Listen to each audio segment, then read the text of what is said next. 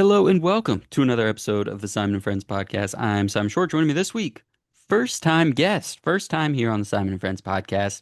I guess maybe there's a mock draft in there somewhere, but Parker Davila of Two Peas on a Pod is here. Parker, welcome in, man. How you doing? Hey mom, I'm on TV. I made it. No, I'm doing good, man. I know you and Peyton do a show like once a month, right? Yep, So everyone gets to hear my not necessarily my other half, but my counterpart to our podcast, Two Peas the on a lesser Pod. half. Let's be honest. Let's be Yeah, honest. I mean that's dude, that's what I'm gonna be here. Like this is your show. I'm here to just tell you how I feel about all these guys we're gonna go through and all their situations. But like that's like my favorite part of the job is that I don't do all the heavy lifting, which is great. No, this is perfect. This is perfect for you and me to get to do together. It's perfect the way the trade deadline went. Uh, because I was trying to dig in, man. So this is obviously the trade deadline recap show. If you're here watching on YouTube, thank you for being here. Like, comment, subscribe, all that good stuff. If you're listening on the audio, as always, we appreciate you. Thanks so much. Check out the video. Check out YouTube when you get a chance. Um, Major windstorms here in Roanoke, Virginia. So you're not getting the best version of the technology right now on YouTube, but you can at least see our faces, and we'll update you on what's going on the graphics side as we can. And while we're talking about YouTube, Box Score Network YouTube as well. Parker, obviously from Two Peas on a Pod, and all the other audio pods, but Box Score Network YouTube, major draft content going up right now. So if you're one of these teams that's already doing mock drafts 2 or 3 times a week, you're maybe doing them at halftime of your game on Sunday because your season is over.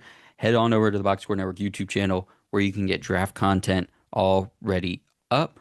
But we're here, Parker, to mostly talk about the teams that still have hope for this season via this trade deadline recap. And as I was saying, you're very vibes based. I want to be very vibes based. I aspire to be as in tune with vibes as you are when we do these sorts of things. And this episode went from really digging into Roger McCreary snap counts back when he was a rookie. Oh, how much did he play on the outside his rookie year? To, oh, let me try to watch these 38 targets that Cooper DeJean had on the outside here in 2025 so far. Because not we weren't sure if a lot was going to happen. I had kind of low hopes for the trade deadline, but here we are with Sauce Gardner, Quinnen Williams, Jalen Phillips, even so many guys, and Jacoby Myers, and guys right at the buzzer. We got Trevor Penning, an actual offensive lineman trade, a starting offensive lineman to start for another team, which never happens. We'll get into why that is or is not important shortly. But we are going to put each of these trades in a bucket, right? So often, even when trades happen at the NFL deadline, they don't end up meaning much. This happens in the NBA as well, and those buyout guys, like it sounds good on a bumper sticker, right? It sounds good in a tweet. We're excited about it when it happens. And then the guy plays like 30% of the time. He doesn't re-sign with the team. He's a rotational guy the next year on some random team, and like we forget the trade ever happened. So we're gonna try to break this down into what we actually have going on. So let me pull up for the first time, not my Google Doc, but right here we're doing a little tier maker. We'll show you guys this as we go. But we have four buckets. We have a contending move, we have a helpful move for 2025, a helpful move for 2026, and it doesn't matter. The contending move is going to be, hey, this team's trying to win a Super Bowl, right? This team and this move actually helps them in that goal. Helpful in 2025 is we're trying to just make the playoffs. We're just trying to be in the mix. Helpful for 2026 is just what it sounds like. Hey, this isn't going to pay off now, but maybe with some retooling, it'll help later. And then doesn't matter. Is going to be a lot of these. Parker, I think that's enough of the to do, and I think it's time to get into the reactions. So right off jump, Jets trade cornerback Sauce Gardner to the Colts for a 2026 first, a 2027 first, and wide receiver A.D. Mitchell. Um, React. Tell me, what were your initial thoughts? How do you feel about this move? What do you think about Sauce Gardner to the Colts? So number one, like I think this is a great move for both sides, really. One, the Colts are good when everyone expected them to not to just not be good. Like they Right. came out and really shocked the world, and like Daniel Jones is not that bad, like it turns out to be. Yep. And the Colts really feel like they have a shot at this thing. Like this, I don't know if they feel like they have a shot going forward the next, 4 or 5 years, being like top of the AFC all the time. But they woke up and whoa, now it's midseason, trade deadlines. Well, before they made this trade, they're like trade deadlines coming up, and we just woke up and we're 7-1. Hmm. So we got, before that loss to Pittsburgh, I'm assuming this has been in the works for Right, them, right. for some time to figure out if they're legit or not. And I think that's like the number one vibe for me is like, dude, this team has true belief, such a big belief that they're giving up these two firsts to go get this guy, who is lockdown corner. There's no Yes. question that Sauce isn't worth what near what they paid for him, right? They Hmm. may have overpaid a little in some people's eyes or underpaid, Hmm. but I think that this move really shows that the Colts really believe that like this year could be their one year, that they get a Yeah. shot at it. So that's my vibe, or my take, first off rip. So I did this reaction video on Box Score Network YouTube with Kev, who has been on the show before, friend of the show. So go check that out. As he is a lifelong Colts fan. I was pretty much just getting his reaction. For me, I'm of two minds with this, and I always try and just put myself in the shoes of the team making the decision. And it's like you said, the Colts kind of woke up 2 months into the season and it's like, wow, we're still really good. And we look over and the Chiefs just had another tough loss to the Bills. So even though they were on their way up in this into the elite status, me and Josh put them at the number one spot in our power rankings a couple, last week, 2 weeks ago. And okay, but the Bills, their defense is falling off and the Ravens are slipping. And we look around the AFC and the Steelers are coming back down to earth. And we're still up here. We're still up here. And yeah, we just lost to the Steelers, but we had six turnovers. Like, we're not going to do that every single week. Um, and for the Colts specifically at corner, that's the position that they've been missing on for years. Like they can bring in front players, they can bring in receivers, they've revamped their offensive line in one off season. Quarterback, is what it is. Dan Jones is having the year he's having right now. And there's enough data across the NFL that, hey, this could be real based on we've seen a bunch of reclamation projects in the last 3, 4 years. So there's nothing saying that any of the rest of this can't sustain. So what's the thing we haven't gotten right in a long time? Corner. We've tried young guys, we've tried older guys. Everybody's hurt right now on top of it. So man, let's just not only get a guy who's really good, but he's young. He's already under contract. Gardner has 5 years left on his contract after this year it's what's remaining of a 4 year, $120 million extension he already signed. Um, and once you get that one guy in the defensive backfield, it kind of makes everything else easier. It makes everybody's job a little bit easier. And it's Lou Anarumo. It's a zone-based scheme. Sauce has his length where he can recover and do these stunts and different things that they're going to want to try to do. Um, and the two first round picks is a lot. And I think the biggest detractors of the move I've seen have been saying you just don't trade two first round picks for non quarterbacks because what if the bottom falls out, right? What if this is a aberration year for Daniel Jones? What if you can't re-sign Alec Pierce? What if Leatu Latu never becomes a premier pass rusher? Well, like, okay, but what were those picks going to be anyways? Like, if one of them is a late first rounder, and let's say you come back to earth a little next year and it's like a pretty good pick, well, Sauce Gardner's a good player. So, like, you got a 50-50 shot on first round picks panning out. Well, I took two picks and made one good player, and that's Sauce Gardner. So you're pretty committed. You feel good about what you've seen from this nucleus. Now, if you think Daniel Jones is just gonna like go right back to like a 4-win quarterback kind of deal next year, then like it is what it is. But they also just drafted Anthony Richardson fifth overall, and like that didn't turn their team around. So like I think the Colts specific, you can't just look at these in a vacuum and say like my spreadsheet says two first round picks for a corner isn't good. The Colts have enough built up equity in the things that are going well and the things that haven't gone well that say, like you said, this is just the time to push in. We can't play for all these other things because we've already seen all the negative things that can happen and we've been through it. Let's go do something. My main question, and this is what we're here to find out today, does this put them into true title contender, or at least get them in the, does this move put them in that realm of this could actually happen now? So here's the one thing that I'll say that separates this from a helpful move to like contending move. Dude, the Colts could go win their division, like Hmm. without making this trade, right? Yes, Like right. that's the one thing in my head that's like, look, they're not scared, they're not going to make the playoffs, Hmm. right? They're not making this move to go, all right, this is just insurance to make Yep. sure we make the playoffs. No, no, no.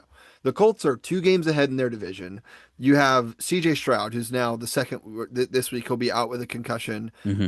Yeah, they're playing the Jags, but like the Jags have looked so on and off, where the Colts have just been this consistent thing, right? Outside of playing Pittsburgh, they've been this consistent for sure, um, team. And Yeah. excuse me, but if if they were tied with the second in the division, I'd go, okay, this is a they're just trying to make sure they're in the playoffs, make sure they can get a shot at it. They're leading their division and making a trade as big as this. It's like, no, no, no. They're pushing their chips in. Like they're going all in right now to see if this season could be just one from the gods. That just Yep.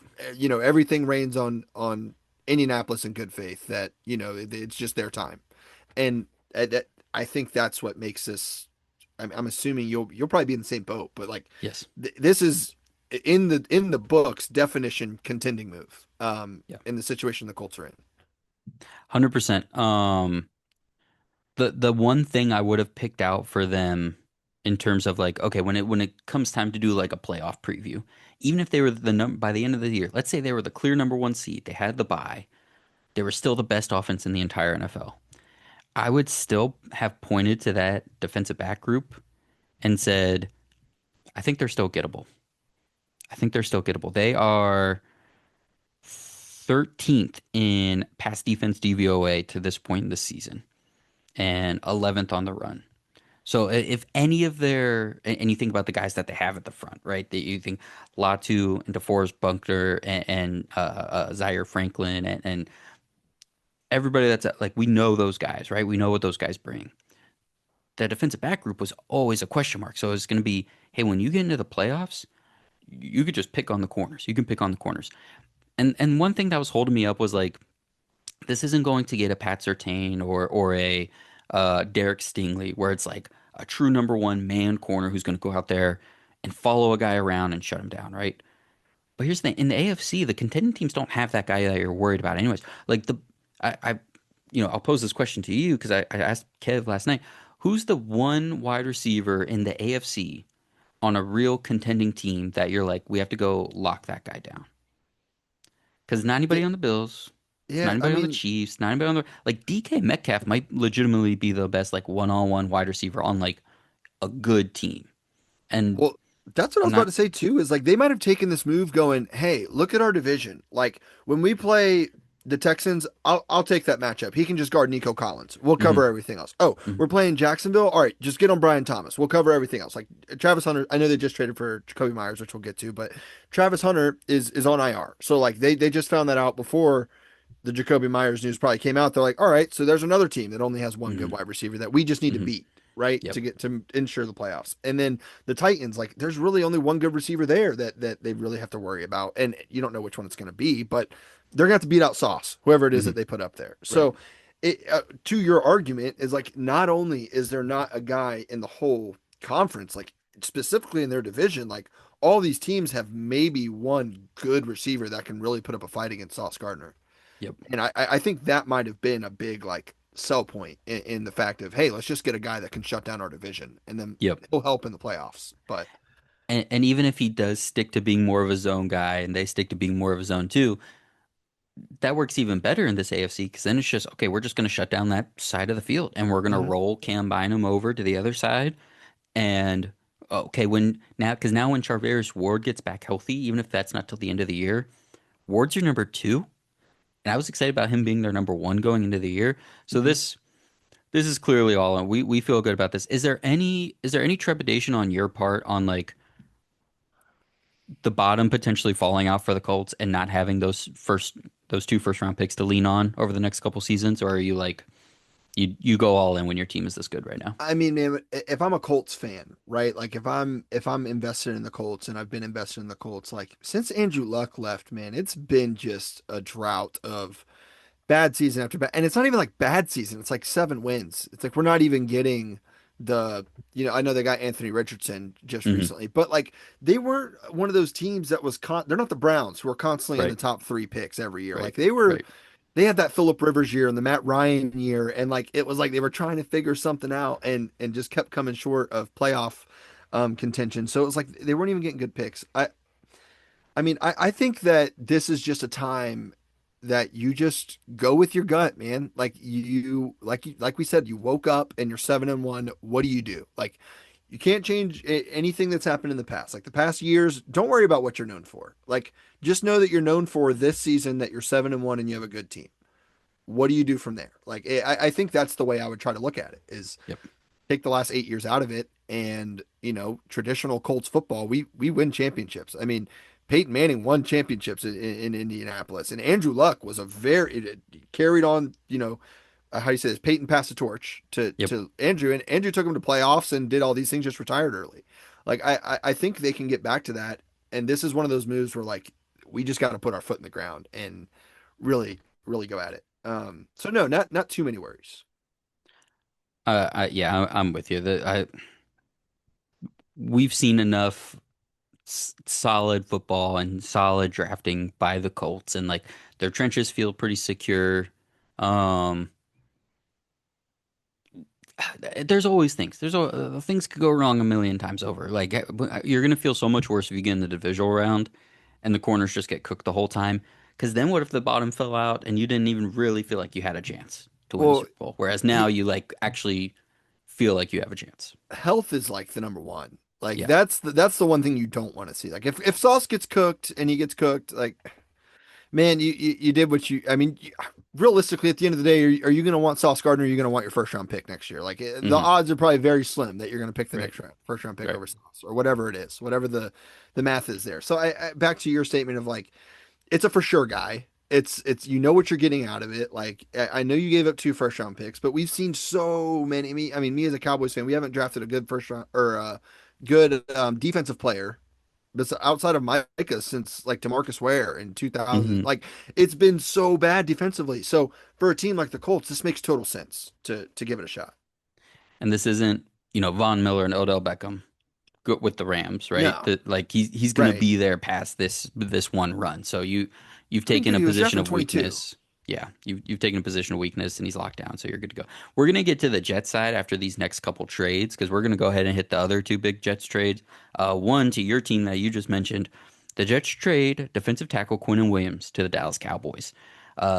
They get a 2026 second, a 2027 first, which is going to be the better of the two first round picks that the Cowboys have, and defensive tackle Mozzie Smith. I'm going to let you take the reins on this one, man. How are we feeling about this move for the Cowboys? There are two sides to this trade. Hmm. One has to do with something we've done in the past, and the other side of this has to do with what we just did, which I don't feel bad about what we just did. I know a lot of people are like, "Oh my God, Jerry got cooked. Like this is so bad," and it's not bad, man. Like people are like, "Man, I can't believe you traded Micah Parsons away to go get another defensive lineman," and it's like, Hmm. okay, guys, can you open your eyes and just realize we didn't want to pay $48 million for somebody on the defensive Uh-huh. line? Like, can we Hmm. just like take a step back and like maybe that's not where we wanted to invest the money? Like, it's not the fact that Micah wasn't good or Micah, wasn't good enough for the money that he's getting paid. It's just a fact of like, hey, we have other pieces that we'd like to pay, and like as much as we'd love to pay Micah, like Dak had to get paid before Micah, CD had to get paid a year before Micah. Like, it's just the way it fell down. Like one of those 3 guys was probably not going to get paid, right? Right. So that all being said, like I don't think Jerry got cooked, but where I do think he gets cooked is like we just talked about Sauce Gardner, right? They Hmm. got him for 2 firsts and AD Mitchell. Like that's so similar to what the Cowboys got for Micah Parsons, and Micah Parsons is probably 1.5. I mean, realistically, for what he does as a game wrecker, Hmm. he's probably worth like I would say at least 1.25 what Sauce is worth, right? Yep. Like Hmm. I Yes. think Hmm. that's where Jerry gets cooked. It's like, okay, the Colts, but at the same time, nobody was pushing for a Super Bowl when they bought Micah Parsons either. So Hmm. like it's also like a okay, but if we wanted that much out of Micah, we would had to have him hold out for the Right. first because he wasn't going to play it down unpaid. You have the So contract dispute inflation for Micah, whereas Sauce was like under control. right, yeah, right, exactly. So I think I just think that that's where the Cook side of this trade comes from is yeah, Dallas probably could have got a second to come along with it with Micah, or something like that, right? Hmm. Um, now on the other side, like this is a similar situation to Sauce Gardner, and like the Cowboys are going to have this guy for it's not he's not like George Pickens. It's not like he has to get paid right after this season. Like we have him for another 2 years, and we have more importantly, we still have the two 2026 first round draft picks. Hmm. So it's also like, all right, we're gonna have Quinn and William for 2026 and two rookies to put Right. on that. I hope God that we put it on the defense. That would be But so funny if it was like, just oh like my, we a go get a wide running back. receiver Oh, I'm and gonna a running slap back. somebody. Yeah, it would be so bad, dude. Jerry Jones is getting a handwritten letter. The emails aren't doing enough.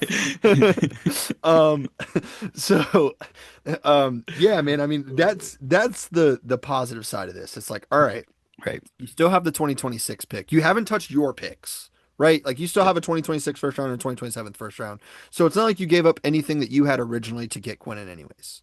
Um, and dude, what a blessing getting rid of Mozzie Smith. Like we've been paying that guy first rounder money since 2023 when we drafted him, and he's just been a waste of space on the defensive line. I looked at his stats before we got on here because I was like, Oh my I don't want God. to come out here and disrespect the guy if he's done a little bit. Like, no, dude, he has 30 tackles in the last 3 seasons. And he has one sack. And he was a 2023 first round pick. Like exactly what we were just talking about. Like first round picks, sometimes they just don't work. So Right. this is kind of like the same situation. Maybe the Cowboys are taking a little bit of that capital and going, you know what, let's go get one for sure thing, and then we can draft, with what we have left. But like maybe that was just them going, you know what, it wasn't enough to get us Max Crosby, it wasn't enough to get us Trey Hendrickson, but Hmm. it was enough to get us I mean, possibly the best DT in the league right now, like one of the top three. I mean, I know he's number one in like the rankings or whatever it is, but I know that there's a lot of like Fuzi stats that go into the who's the best player really at their Right. position. Hmm. But he is solidified like top three defensive interior lineman. So I can't be mad at it, man. I mean, we went and got a guy that is gonna put in work. You put it exactly how I wrote in my notes. So I said if you can, and I don't even know if you should, like what's the correct way to look at this, but if you can separate it from the Parsons thing, it again maybe slight overpay, but I think the thing that we need to recalibrate with trades and what we have to trade to get good players is you're beating having to do it in free agency because nobody gets to free agency anymore. This is Peyton said this in our Slack, but this is getting to be a league where teams are just going to keep guys on the roster until they can trade something for them. And if a guy is sub 28 and he's on a contract and he's got years, that's going to demand some kind of price. Um, so a first and a second for Quinnen, like maybe is high, but you're right. People, because the Jets defense has fallen apart since Salah was fired, people are forgetting how good Quinnen Williams is. And there are people saying like, oh, he's 28. And it's like, well, Parsons turned 27. They're not that different in age. And he's on the defensive line, so yes, he's taking a beating in the trenches, but he doesn't play every snap. He was my preseason defensive player of the year pick going into just last year based on the years he had in 22 and 23. So there's still a player in here. There's still a legitimately good player in here. And if you think about the idea of what you said about even just the contracts, like right, like comparing to the Parsons thing, if you do turn around and extend Quinn Williams, Milton Williams just got $26 million a year from the Patriots to go be an interior pass rusher there. Chris Jones is at $31 million a year. I don't think you beat Chris Jones unless Quinn Williams has like a crazy year and next year like a 10 sack season kind of year. But so you're looking at like $20 million difference. And that's where, Jerry did the press conference saying he talked about that can be a corner and that can be a receiver and whoever. But if you divorce that, I think a first and a second for Quinnen to get that guy before he turns 28 years old and before he's up for a contract is a big deal. And I do think it's good. Um, Now, if you include what this is for the Parsons contract or trade. This is essentially trading Micah Parsons, Mozzie Smith, and a 2026 second for Quinn Williams, Kenny Clark, and a 2027 first.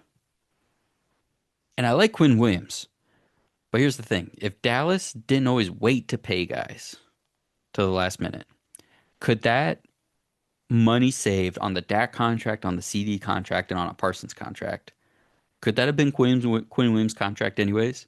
And we could have just traded the picks No, for Quinn and no, Williams. You don't. They no, just wouldn't have paid no, that many guys anyways. no. It's not that. It's that if you do that, you don't pay Deron Bland. If you do that, you don't pay a linebacker. If you do that, you don't pay, Because Tyler Smith was getting the paid next offensive. regardless, but he Right, was.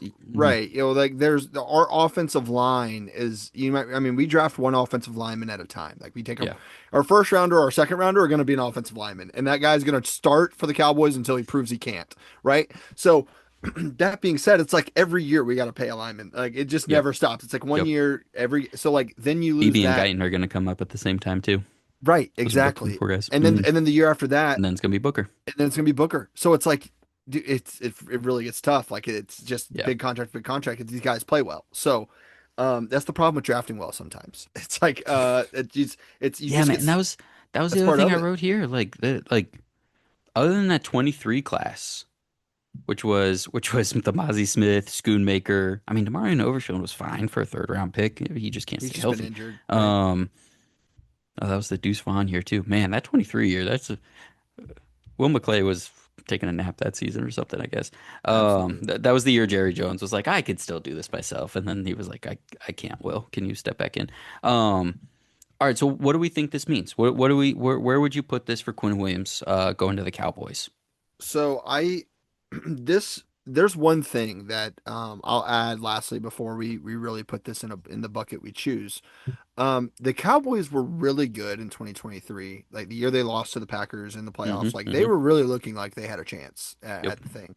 And the one thing they lost the year that happened, yeah, we lost Dan Quinn, but like outside of that, like we lost Dorrance Armstrong and Noah Gallimore in the middle. Hmm. And Hmm. at that moment, this Cowboys defense became literally they're just a leaky faucet all over Yep. because teams could run for Yep. 200 yards a game, no problem. Didn't matter who you put back there. And that was the whole thing of last year, which is why Jerry even went and got Kenny Clark. Like Kenny Clark was cute, but like Quentin Williams like We puts knew us what it back was. Hmm. where we were in 2023, where like Deron Bland, we didn't even know if he was good. Trayvon Diggs like was still like we had just paid him, but everyone thought we overpaid him, right? Yep. Everyone was like, "Oh, y'all Hmm. are crazy for overpaying." And then boom, those two guys just go for a crazy amount of turnovers. Why? Because no one could run the football. So it kind of this gives us that complimentary back, I think, a little bit. Hmm. I'm putting this in the helpful move 2026 category. That's what I did.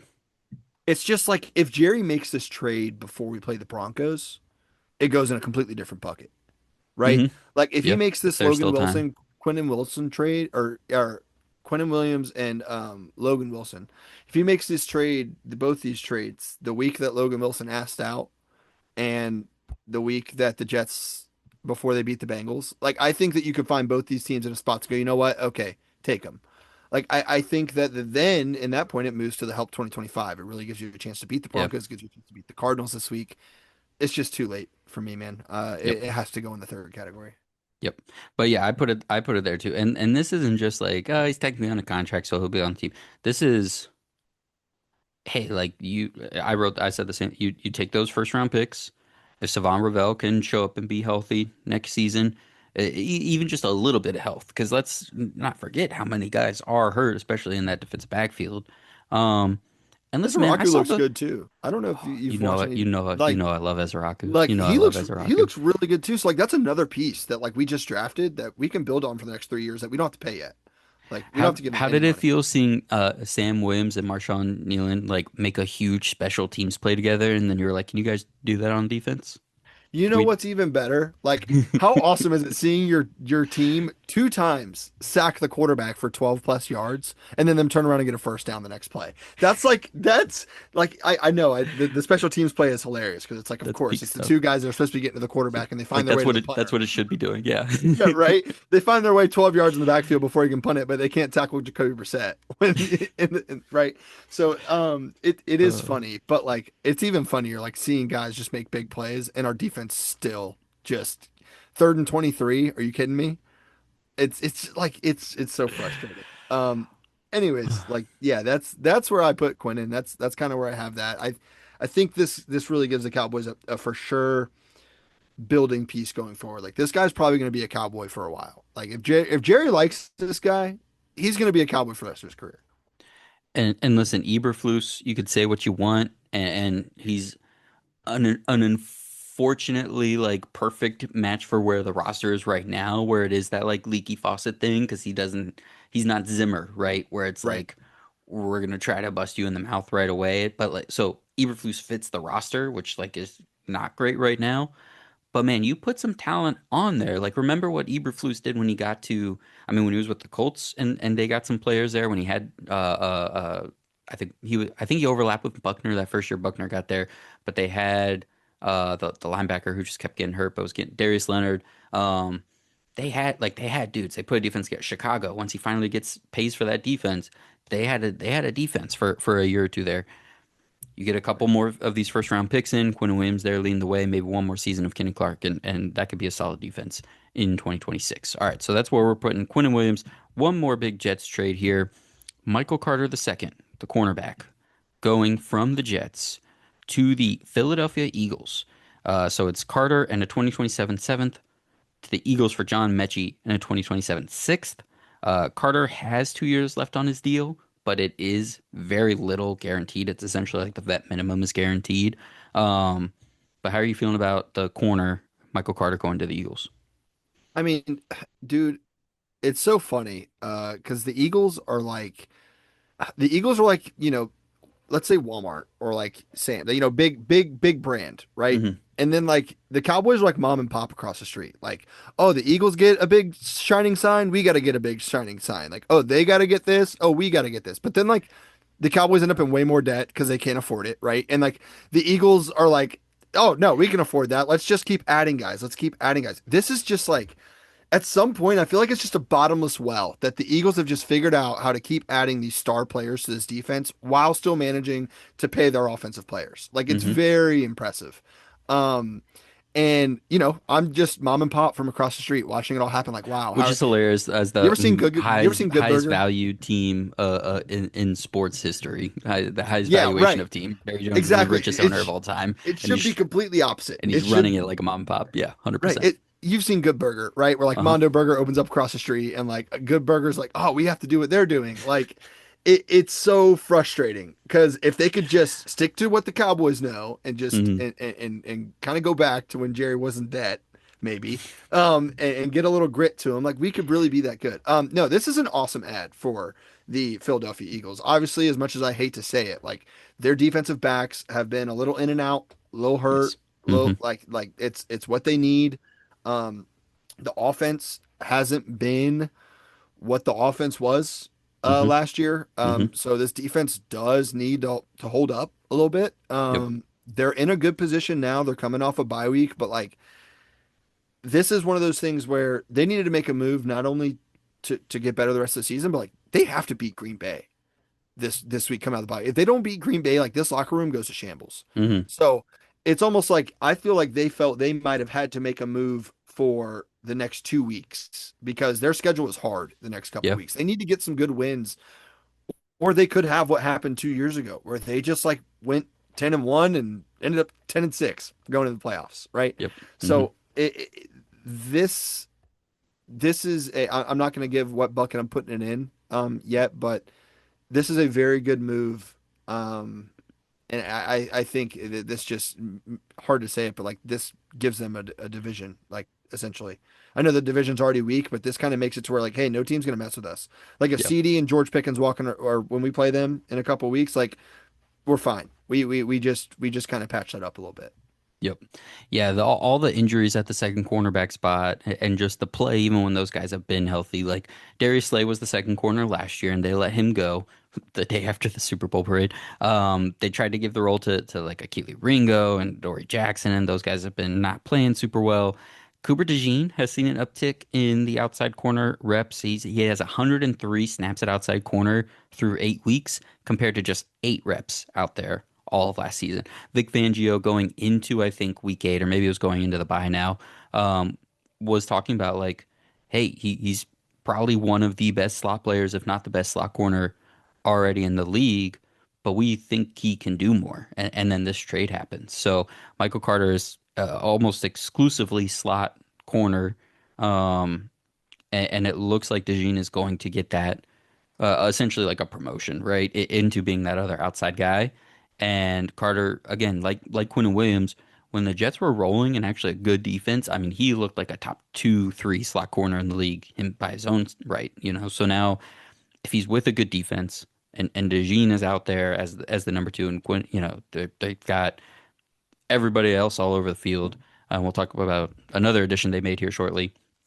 Um, that this gets that defense back to kind of where it needed to be. Because when Slay was on and healthy and playing well last year, that secondary was what was driving a lot of their success, even more than the pass rush. Um, and now that guys like Jordan Davis are playing pretty well this season, and the linebackers are still playing pretty good. And if those corners can be solidified, and you were talking about like three all pro level type players there when you consider Carter just as a slot corner. Um, that's a huge deal for a DC like Vic Fangio. So I had this in a contending move. I think this again, if you were thinking about the Eagles and how to attack them in the playoffs, and you were like go after that corner too, just like avoid Quinion Mitchell and Cooper DeJean and just pick at whoever that is. And now if that's Cooper DeJean instead, um, that makes things a lot harder. So this is clearly a move for them to try and repeat. Yeah, absolutely. This go now. I will say this too. Like, can I go ahead and give what bucket I'm putting this in? Is that all right Hmm. with you? All right. So this goes into my helpful move 2025. Ooh, okay. Um, and we're gonna get to this next trade too. So I'm gonna go ahead and like just put this Lump it like in, it do it. as a pair. Like it's a contending move. Like Okay. as a pair, if you take them, like to me, Yep. if we were to put them as one, it's like okay, they went out to do this to really they want to try to say like, hey, we're the boss here. We got to go Yep. back and win it again. We don't because if they had everything, if they really thought they had everything, like if their record reflected how they actually feel inside, they wouldn't have made a trade Right. because they're a good team. They're Right. beating teams Hmm. handily. They're doing what they have to do. It might not be pretty, but like they're getting wins and they can win a Super Bowl that way with the roster they have. But showing me that they went out and got two guys, both on the defensive side. Like this defense hasn't been what it was last year. Big veteran on the defensive line left last year, Brandon Hmm. Graham. Hmm. And like it's just been a little different. It just hadn't Yep. been the same. Like you said, Darius Slay like hasn't been the same without him. So it's just them together contending move. But singularly, if we're doing these all independently, I think this is just a helpful move 2025. Like solidify the division, solidify their playoffs, make sure no teams with, a two-headed monster in the wide receiver core can really get a hold of them Right. and really just, run the football and win football games. So I that's why it's in my helpful 2025 specifically. Now, if we're going to go ahead, let's go ahead and lump in Jalen Phillips because you alluded to it there. Dolphins trade edge rusher Jalen Phillips to the Eagles. The Eagles are sending a third round pick, which they seem to just have endless of, as you kind of mentioned the big box store brand. Um, Literally pass rush and coverage go hand in hand, right? So they're getting both these guys in. Phillips is in the last year of his deal, but and he's often injured, but this year he's playing, he's healthy, and not only is he playing, he's playing like over 70% of snaps so far for the Dolphins. So he's like really playing, and he's also in the top 25 in QB pressures on the year as well. So he's like playing and been effective. It's obviously not helping the Dolphins defense because of where they're at. But this is a real move. So you talk about their edge rushers, Philly. Azeez Ojulari went on IR this week. Za'Darius Smith retired a few weeks ago. Nolan Smith has been on IR since week 3. You mentioned Brandon Graham retired. He came out of retirement. He's on the Right, practice right. squad right now, so they're even Yeah. trying to go back down that route. Jalex Hunt, draft darling from a couple years ago, has been their most consistent player. Um, but he's one guy, and it's his first year kind of being like a full time, quote unquote, full time edge rusher. So this is a big move. So I also had this in contending. So for you, when we throw this graphic up, do these guys go together in would it Well, with them like both being there? Would you yeah, put I them in mean, yeah, contender, or would you put them both in I'm helpful? I'm in. Like we can put them both in contending but that was just my. Right. I mean that was just kind of like my. my line in the sand. It's like, all right, if we're gonna talk about these two individual, like if they Yep. didn't get one or the other, right? If Yep. they only got one of the, like if it was Yep. tunnel vision on just that, I feel like they're both helpful moves 2025 because they're already. I understand they're already contenders, and like Hmm. they know they're contenders, and everyone else knows they're contenders. So like Yeah. it's not like they had to make these moves to be contenders. Right. It's more of just like a hey, we're going to use this, especially for like Jalen Phillips. Like, let's say they don't sign him, like they just use him for this year, Yeah. and he gets something else happen because they only, I mean, they gave up a third, so like odds are if they like the guy, they're going to pay him. Like Hmm. they didn't give up a fifth or a Right. sixth to go get him. Right. So, um, but at the end of the day, it is a possibility that he's not an Eagle next Yeah. year. No, So definitely. this one specifically is like this is big, just like we need help now. Yeah. So I think that's why it's helpful 2025. It doesn't fall into my helpful 2026 for that reason. And they're already contenders in everybody's eyes. So it's like this didn't make them a contender, which is why they're there singularly for me. That makes a lot of sense because for me thinking about like contender versus just helpful wasn't just about like okay if I think the team stays in that tier, specifically the contender tier, Eagles are clearly up there like you said.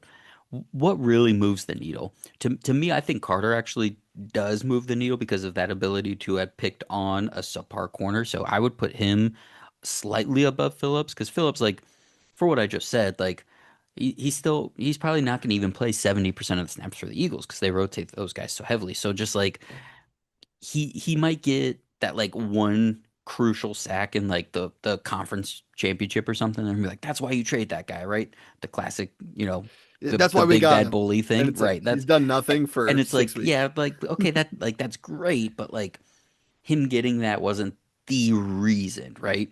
Right. It's going to be very helpful. And the helpful thing, I have this with another team too.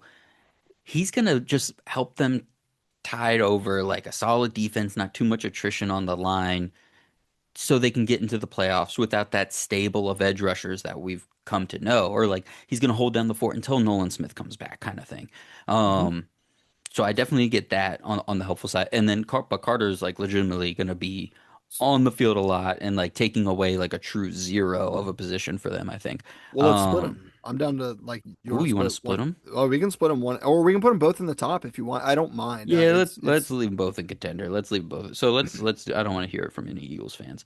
Uh, I'm sure you wouldn't mind that battle, but if I don't have to uh, take it, I'm not going to. I don't really have those battles, man. I don't really associate. It's just not. It's just easier that way.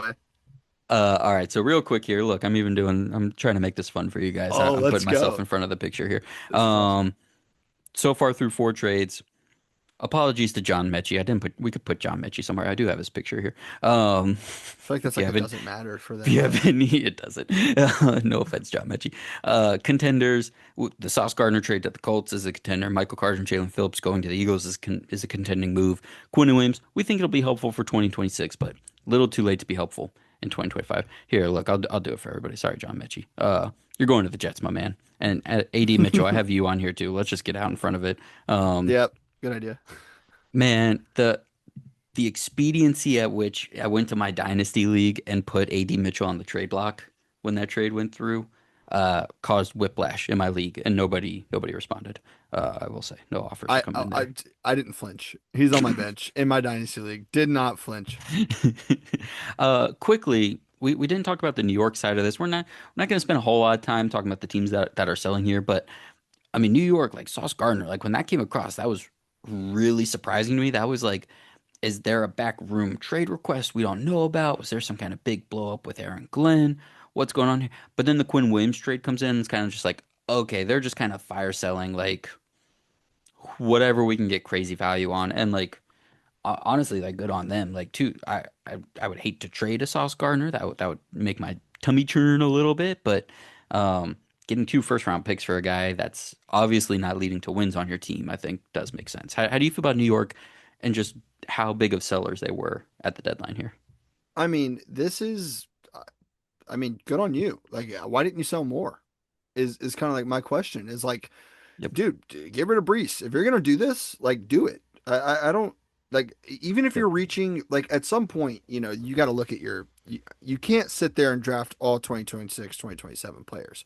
But Hmm. like get rid of Brees and get some 2028 stock. Like reach out there and get some, Right. like make sure that you can actually build this thing from the ground up type Hmm. thing is where now the Jets did great. I don't like I'm not saying like, "Oh my God, you should have done this and you should have done that."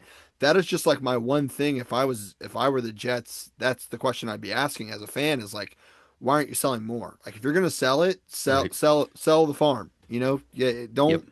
don't leave anybody left or have anybody left behind because it like I said, it would just make so much more sense to just start cuz like what's Brees Hall gonna do? Like sell tickets? Like, is that really all he's there? Like, is that all he's there for? And Like, make sure we have a player on our team that they'll buy jerseys for, and that they'll root for, and that they'll draft on their fantasy teams. Like, because if Brees Hall's not in the picture, who you draft on their fantasy team? Who are you buying a jersey for? Who are you mhm. going to see? The Jets specifically. What for? Who they're playing? That's not the goal as a franchise. But if you let your fans know that, like, hey, this is what we're doing, we're just going to sell it all, I think you get a lot more invested. Like, look at Giants fans right now. He just went out and got Jackson Dart and Cam Scatterby. I know Cam Scatterby just broke his leg, but they're like, heck yeah, this is the greatest thing ever. Like, we restarted. This is awesome. Like, Right. Eli's gone, and it's time to do something different. Like, it could bring that vibe to just across the pond to the Jets, right? To the same city, same stadium. The yeah, the not drafting Brees Hall is so weird. They had an offer of a fourth. The Chiefs offered them a fourth round pick, and the Jets wanted a third. So it's weird that you would make the trade for the third, but not for a fourth when he's on an expiring deal. So what are you going to pay Brees Hall? I don't know what, 13, 14, 15 million dollars over 3 years. So he stays because he doesn't want to stay. But if you overpay him, he'll stay. Meanwhile, I mean, aren't we all excited about who Braylon Allen, right? And who was before him? Who's Well, the it was other Ty running back that Johnson there people? for a while, and then it was no Isaiah Davis Thank you, Isaiah was the Davis. So like yeah. whatever. And I what what what I heard on, I think it was the Athletic Football Show, was talking about like, okay, if you're doing this because you want to be all in to get a quarterback next year, you want to have as much infrastructure for a quarterback. Even if Brees Hall resigns, is giving Brees Hall 12 to 15 million dollars a year instead of like another wide receiver, is that better for the young quarterback when you have a couple running backs and you have all these first round picks on the offensive line? So I didn't get that. They apparently also had an offer of like a third round pick for Jermaine Johnson the second. Um, Now, if they think they have a good relationship with him and they can re-sign him, because he's still under contract for next year at least. So maybe they were thinking if we can at least have this guy still in the building for another year and try, but yeah, it just felt like, man, if you're willing to trade Sauce, like Quinn Williams was one thing, little bit older, defensive tackle, but if you're willing to trade Sauce, now that gets to the whole thing of like Aaron Glenn wants to be a man team, and Sauce is more of a zone guy. So maybe just they gave him the extension when they got in the building, him and Moogie, the GM, and just like they tried it for 8 weeks, and they're like, you know what, just schematically, it's just not going to work. So like let's do this. Meanwhile, we think Jermaine Johnson can work. We think Will McDonald can work, and then on the offensive side, like we like the pieces, even though it's not a good offense right now. But we think with a quarterback, it can be real. But I'm with you. It's weird that they just didn't go full sale. If you're going to trade a Sauce Gardner, Here's the weird part to me though. Like this is the part that's concerning, right? For the Jet side is they've never been good at this. So like doing the whole draft pick thing and like going, great, yeah, let's rebuild. Like as much as I yeah, just hyped that up, like, dude, it's even if you get the right guy, right? Like they let's not forget, guys, like they drafted Sam Darnold and Sam Darnold sucked or sucked. hmm And Sam Darnold went to the Vikings 14-3, and now he's playing in the hardest division in football possibly, and is leading the division, and throwing for crazy amount of yards, has one of the best receivers in the like. It's just okay. Aaron Rodgers. Aaron Rodgers was just playing on the Jets. Like literally, I know he tore his Achilles, but the following year was just playing on the Jets. Now he's in Pittsburgh, and dude, top of the AFC North. Now I know hmm the AFC North's not great, but at the same time, I know they're all going through their struggles. But at the same time, like they're beating good. Like they just beat the Colts. They right, just beat a team that we just griped on. That like, hey, they're really good and they're right, they're here to contend now. Like they just put a butt whooping on them. Like it wasn't even a close football game. hmm So it's weird to look at this building and go, yeah, yeah, rebuild, rebuild, and it's like you suck at rebuilding. Like you're the worst. You're the worst team. I mean, you and the Browns really give each other a run for their money on who can draft the most insignificant quarterbacks. Like they just drafted a quarterback 2 seasons ago and he retired already. I know he tore his leg before getting drafted, but like Right. he might have saw that like, hey, this is what I have to do, and like even Hmm. when I get there, like I have to play behind this offensive line for this coach for this organization up to like he was probably like, you know what? Like I'll go give private lessons and make bank and go live on the beach somewhere. Like you know what I'm saying? It kind Yep. of it like Yep. it's just They a terrible building to they want to they do this in. signed Fields to be the latest like kind of reclamation first round quarterback, but then they don't build the whole offense around what he does best. They draft Armand Membu and sign Fields, and we think this is going to be a like QB run team, and they ask him to be a old school drop back, West Coast style kind of quarterback. So yeah, I wouldn't have a ton of confidence, especially going into a year. Now listen, there's two years of first round picks here. Maybe 2026 isn't the quarterback year. Maybe you do it both years. Maybe you swing on a Fernando Mendoza this year, and then if Lenora Sellers comes out in 27 instead, or obviously Arch or somebody is in 20, maybe you just swing for both and see what happens with that extra pick. But um, yeah, I wouldn't necessarily feel like everything's going to be fixed because Aaron Glenn and Moogie, as first time going to be going through this kind of part of the process. They're going to pick a quarterback. All right, enough on the Jets. They were sellers. They don't get too much attention. One Eagles trade I didn't mention before we talked about the where exactly the Eagles lie. I think that tells us all we need to know. The Eagles traded for Jair Alexander from the Baltimore Ravens. Alexander had been in and out of the lineup. I think he only played 2 games and about 40% of the snaps in each of those games before their bye.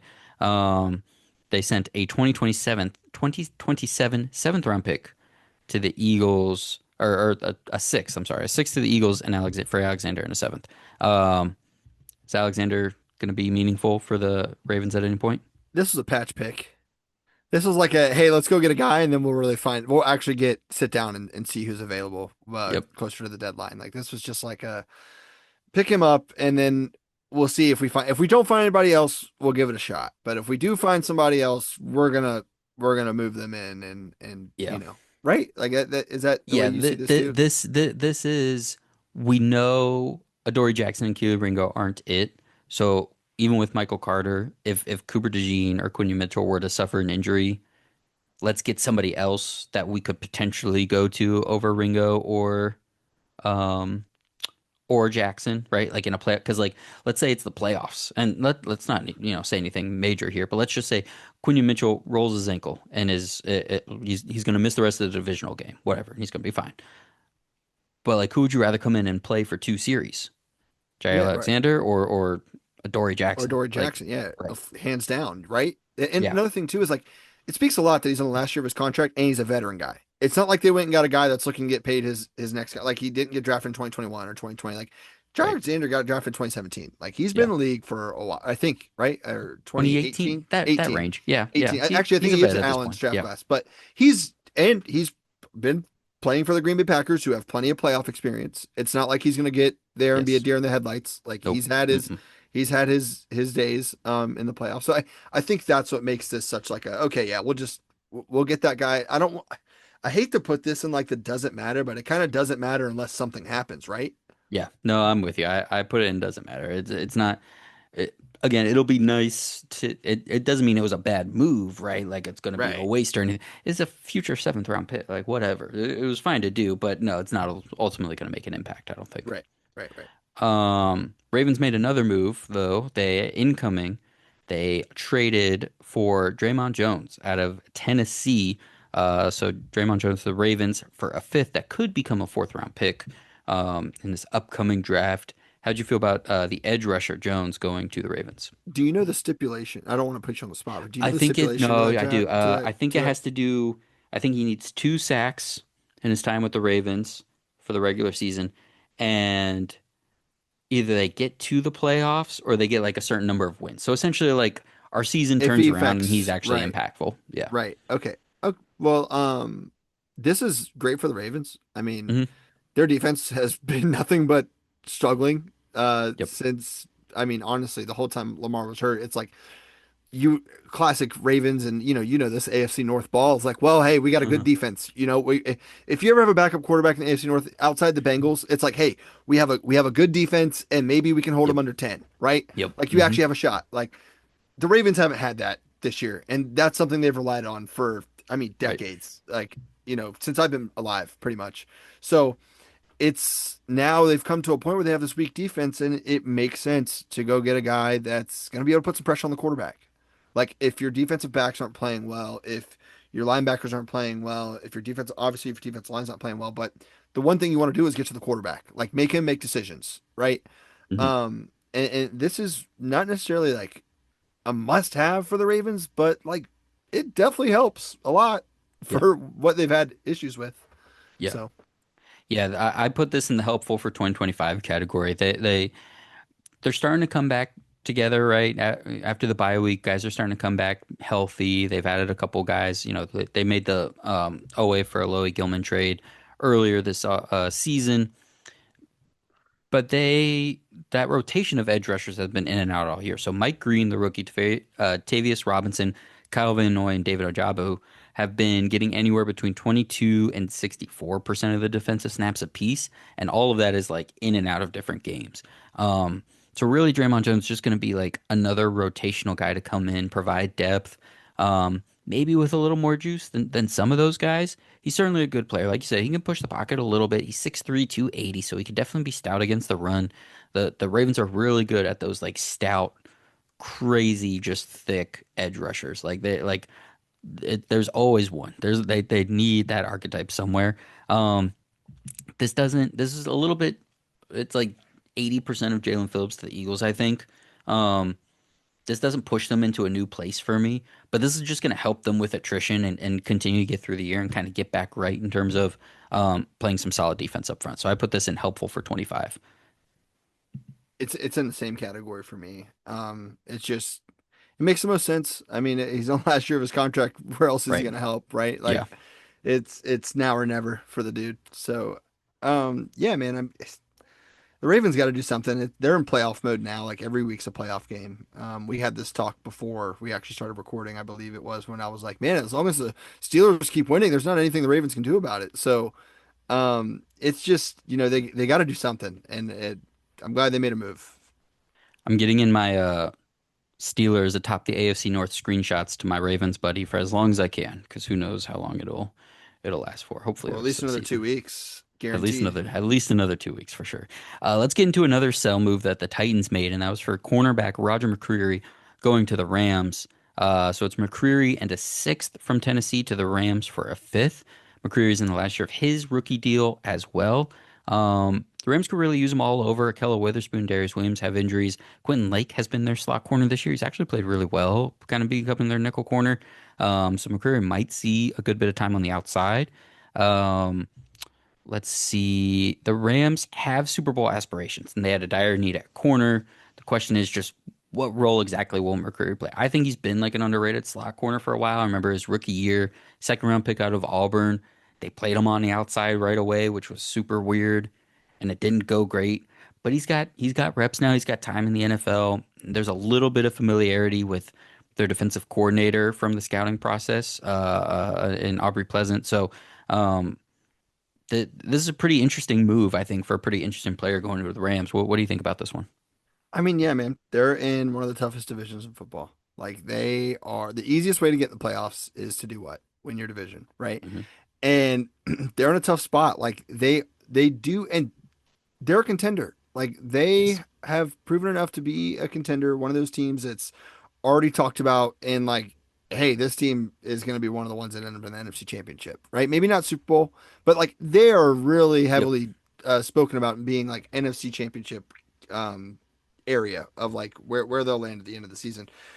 That being said, it's like, dude, you gotta get some help out there. Like your offense is fine, your defensive line is fine, like Hmm. everything in the front, your front seven's fine, but like you have a couple injuries, and you have a Super Bowl within the last 4 years. Like Yep. you can do this with the same quarterback, same head coach. Like that, a lot has changed. I mean, obviously you don't have Aaron Donald, you don't have Cooper Cup that's going for this, but you have Puka Nacua, and you have Devontae Adams, and you have Kyron Williams, who was not around for that Super Bowl team either. Yep. So it's you got to help the spots, and cornerback's the only one that really makes sense for them to go and trade for, wanting to make a run at this Super Bowl.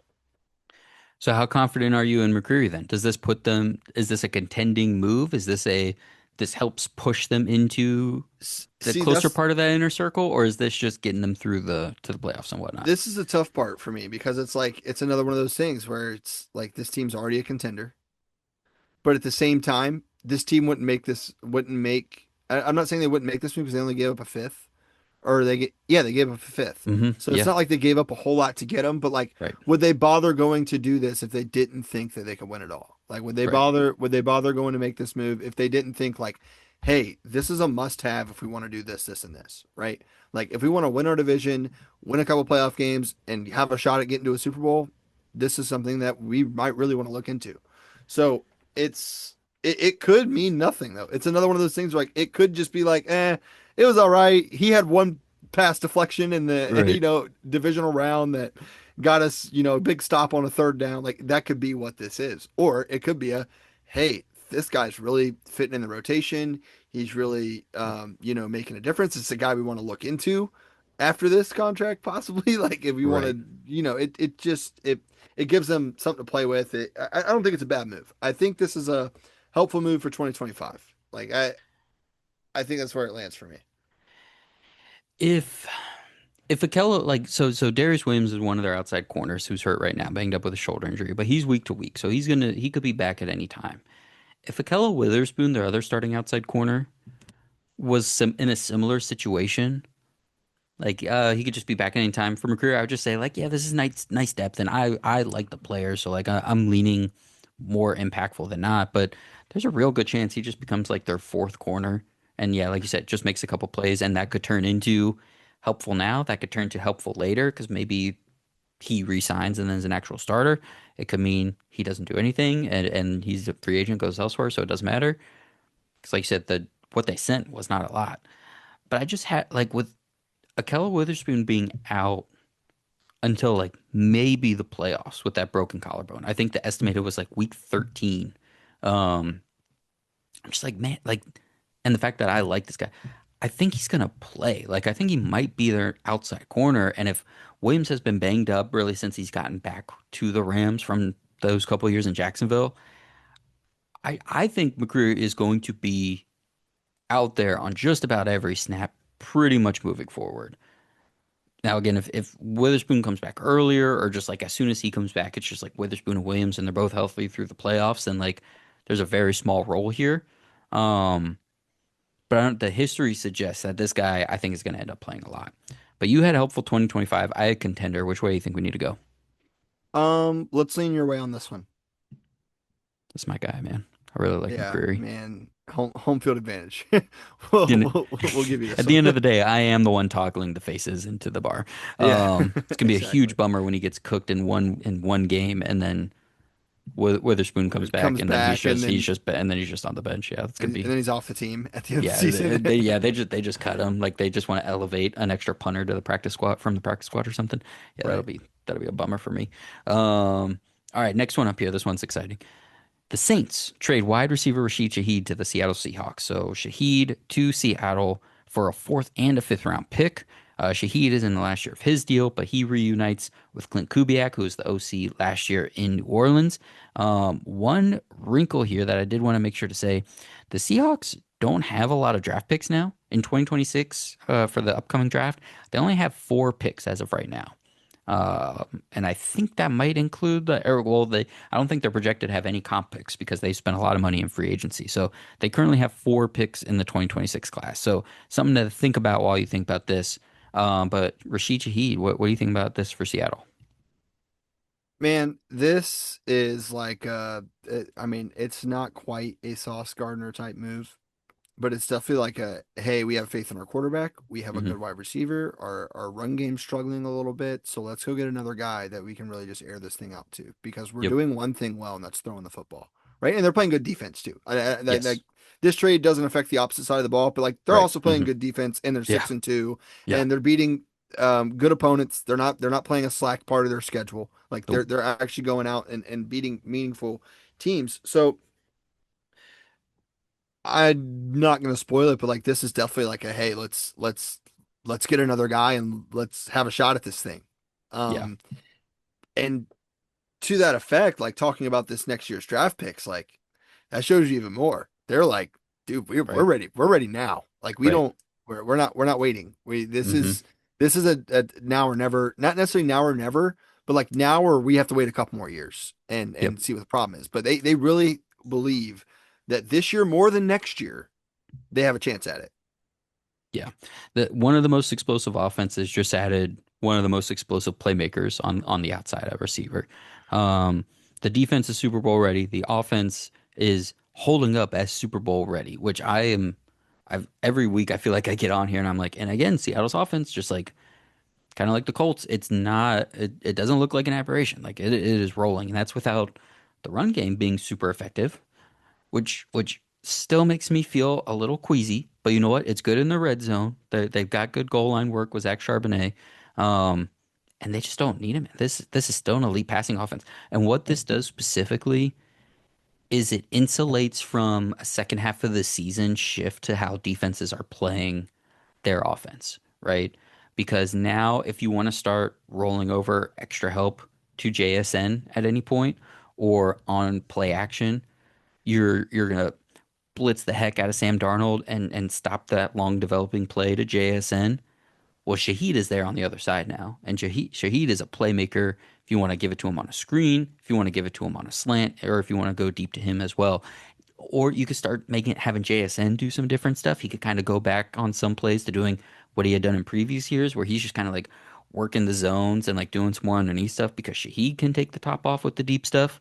Um, this insulates, I think, the league's essentially best passing attack right now to go with that defense that is elite. So I'm putting this in contending move. I think this is right there at the top still, which is funny to say about like a number two wide receiver that gets traded for a fourth and a fifth in the last year of his contract. But like this is the good version of an NBA team at the trade deadline getting an eighth guy, getting the sharpshooter who's got 20 points a game on a bad team to come in and just like, hey man, off the bench, we need 12 points a game. And there might be a playoff game where it's like, or the finals game where it's like, game three was the X player's game because he had 30 points on 10 threes and just like Right. cooked.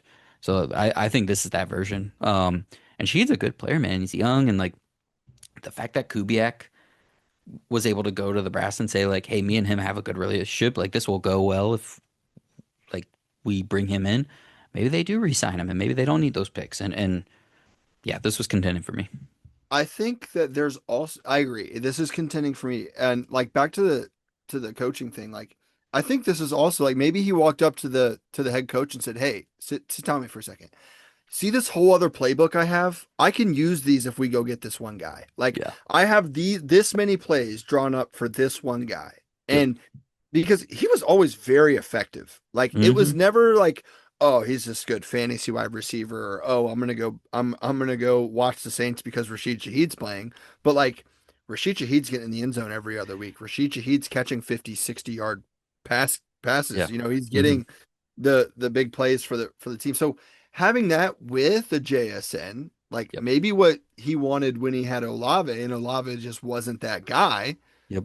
He goes and gets a different Ohio State wide receiver to match up with Rashid Shaheed, and it's like, okay, now I can do what I was trying to do this whole time, and I think it's going to work beautifully because not Yeah. only do you have both those guys, you also don't have a Derek Carr or a Spencer Rattler or a whoever else burns into your quarterback. Like you have Sam Darnold, who just has proven to the NFL that he can win football games if you give him the right direction and the right pieces around him. So And doing the exact thing Shaheed is good at, which is just chuck it. yeah, and I think another thing too is I know he got injured this past week, but like coming around playoffs, like having Cooper Cup is he might even be your third guy now. Yep. Like depending on how effective Shaheed is while he's out, like you're gonna get to throw Cooper Cup in the slot like every time, or move him in and out with Shaheed now, and like make sure JSN can. I mean, JSN can kind of go anywhere too. Like you have three Hmm. guys that can Yep. kind of just move around. They're all good in completely different ways. So Yep. Contending move, great move for the for Seattle Seahawks. I'm so excited. I have Rashid Shaheed in 3 leagues, so in a couple weeks, this should really start to cash in for me. All right, quick update on how we're doing here, everybody. So, Sauce, Michael Carter, Jalen Phillips, Roger McCreary, Rashid Shaheed, all contending moves. Draymond Jones, helpful this year. Quinn Williams, helpful next year. Mechie, AD Mitchell, and Jay Alexander probably doesn't matter. And listen, again, those guys might still go on and have good careers, but specifically being traded in this trade is not going to help their team too much. Let's talk about another Saints player that got traded, and it was the one offensive lineman. 'Cause teams usually just it's so hard to have five useful, six, seven useful offensive linemen. Um, you don't normally trade them, but the Saints trade former first round pick Trevor Penning to the Chargers for a 2027 sixth round pick. And I mean, I could have double checked this. I'm not paying attention to the snap counts of the Saints too much, but like Penning was playing. Like I'm pretty sure they ripped a guy from their starting lineup and just sent him to a different team. Let's see here. Has he been starting? Yeah, he started all 6 games for the Saints, so they were willing to do that. Penning certainly he was a polarizing prospect, for sure. And the first few years were tough for him playing left tackle. But once they moved him to guard, he became like a viable option. But he goes to the Chargers, who just this week announced Joe Alt is going to miss the rest of the season after sustaining a second high ankle sprain on the same leg in week 9. Rashawn Slater obviously has been out on year. And just about everybody else on the line has been banged up and missed time throughout the year. Guys right now are even in and out. I don't know where Penning is going to end up playing on the line or when. But Mekhi Becton and the guy they had start a couple games at right tackle while Trey Pipkins was hurt. Both those guys are on the injury report now, going into week 10 here. So it could be as soon as this week, playing somewhere on the right side for Penning.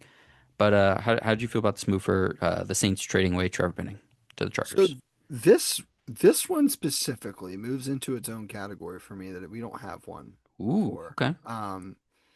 And this is just like keep my quarterback healthy type trade. Like I have I we don't I mean it's Rashawn Slater and Joe Alt holding it down tackle, right? Like nothing's changing there. As soon as they come back from injury, everything's gonna be Right. fine next Yep. season. But you're down to Kamani Vidal in your backfield. Like Marion Hampton's injured. You do have your receivers, but like what's the one thing that you want to make sure doesn't happen? It's like your quarterback can't get injured, right? Right. And this isn't really a helpful move 2025 because they're just like too banged up to make a playoff run. This isn't helpful Hmm. 2026 necessarily, like right this second, Hmm.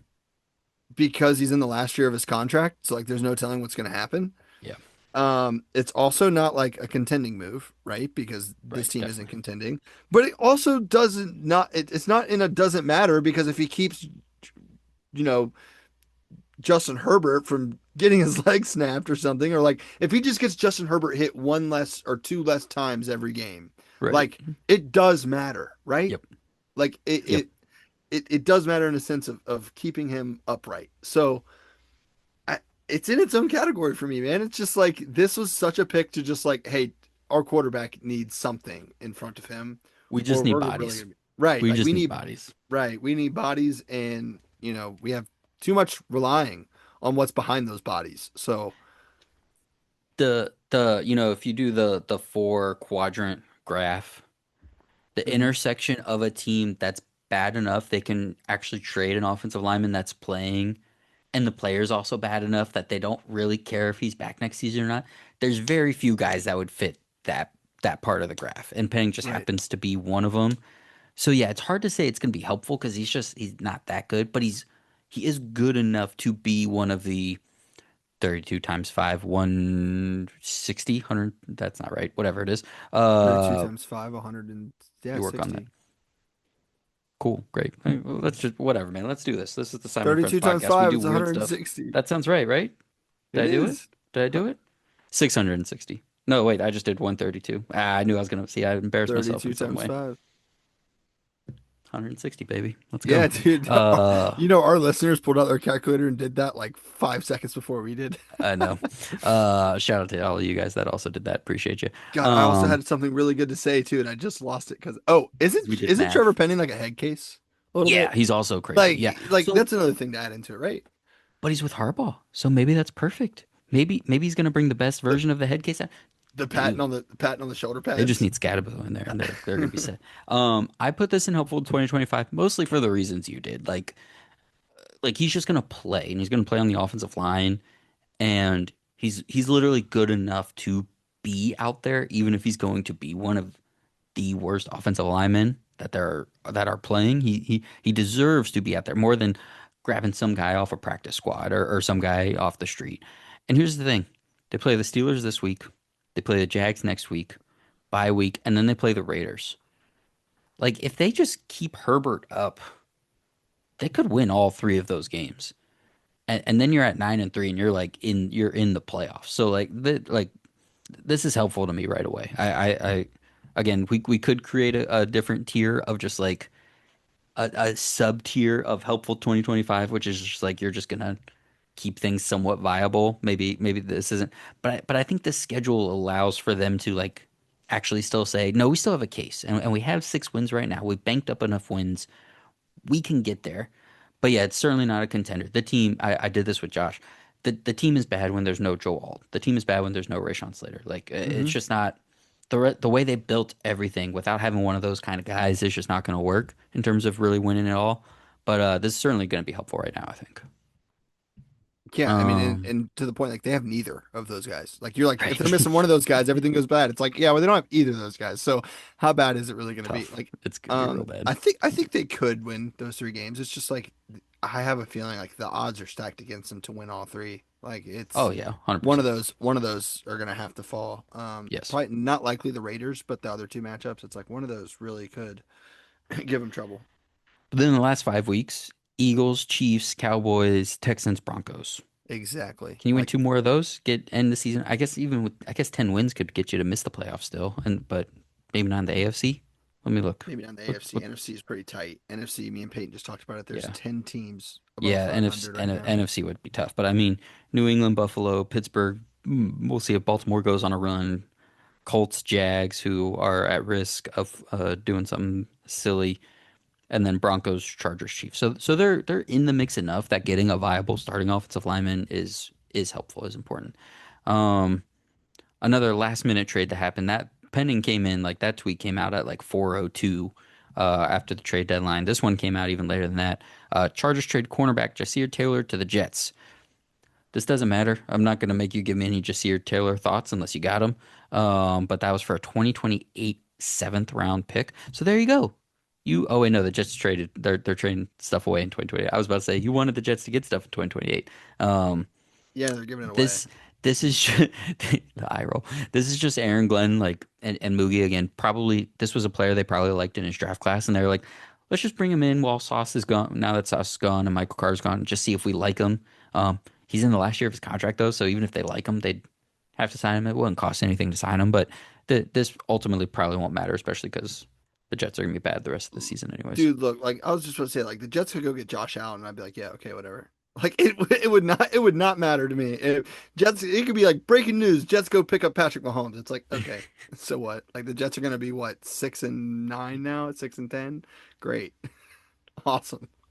Let's get to a slightly more exciting trade. The Raiders trade wide receiver Jacoby Myers to the Jaguars. So it's Myers to the Jags for a fourth and a sixth. Myers is also in the last year of his contract, but he demanded a trade like in the preseason, and that man has been on the Raiders, catching passes, playing as well as he could in that offense for the whole season. So how do you feel about Myers going to Jacksonville? This does a couple things for me because one, like Travis Hunter just went on IR, Yep, and he's been taking majority offensive snaps yep, last few weeks. Like I think they've kind of settled on like, hey, he's going to be more of an offensive guy for us, especially because Brian Thomas Jr. is having a little bit of a down year. yep. I say down year; he's only played one full season, but like compared to last year, he's not doing what he did last year. And they obviously just need help in the room. Like they are in a. I mean, I know we just talked about how good the Colts are, but like realistically, the Jags are in a winnable division still. Like if they beat the Texans without CJ Stroud on Sunday and build up a couple wins here and there, like they could give the Colts a run for their money, depending on what the Colts do after this week. But it's just it's a good move for a team that might have more faith in themselves than like maybe you and I see. Hmm. Like you Yep. and I see it, and we're like, okay, great. Like they got another decent wide receiver too.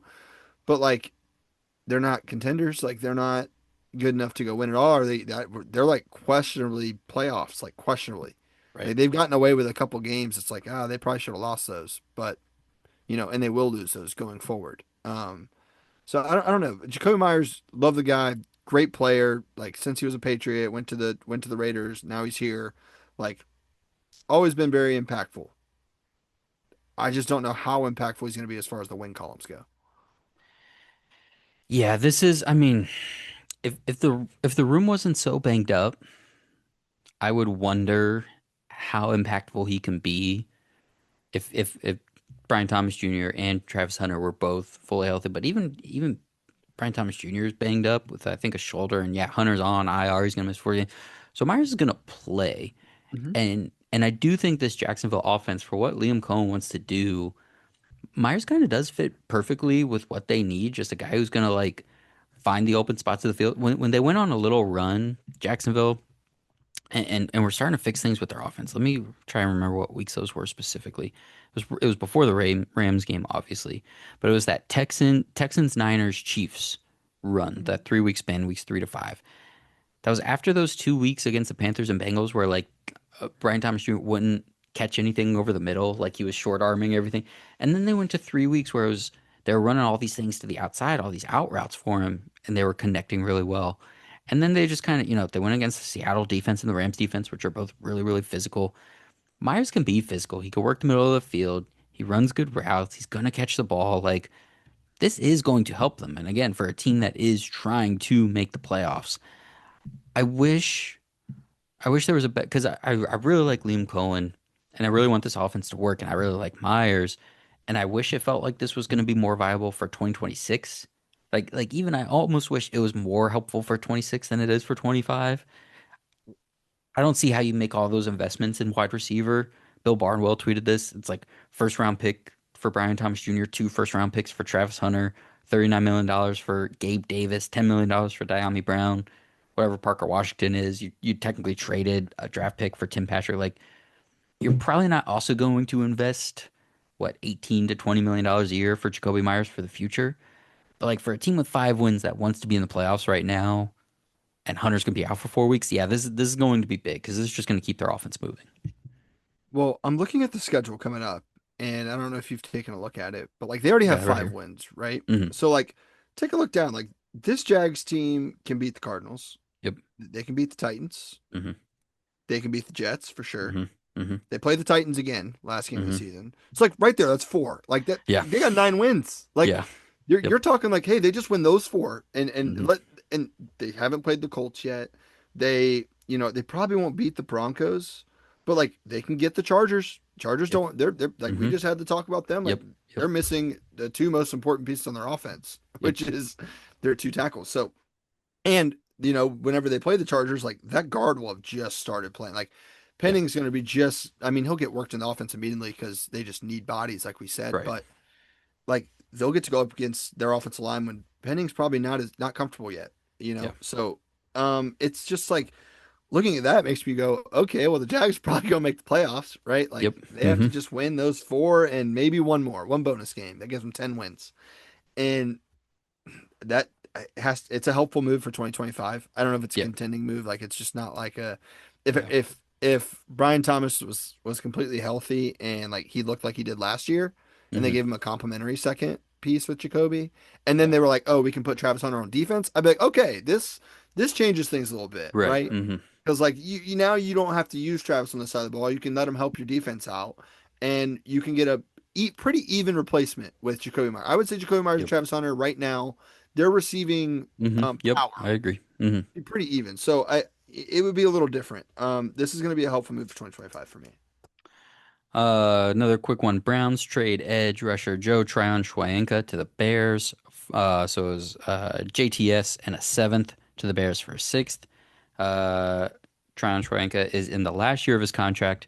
And listen, I like him as a rotational guy on a good team, but for Chicago, who's still trying to find its way on defense, and truthfully, like Dio Odabengo, their edge rusher, um, just like season-ending injury. I'm pretty sure I forget what it was exactly, but this is just like they needed another body just to like try and keep things viable as they try to figure out their defense.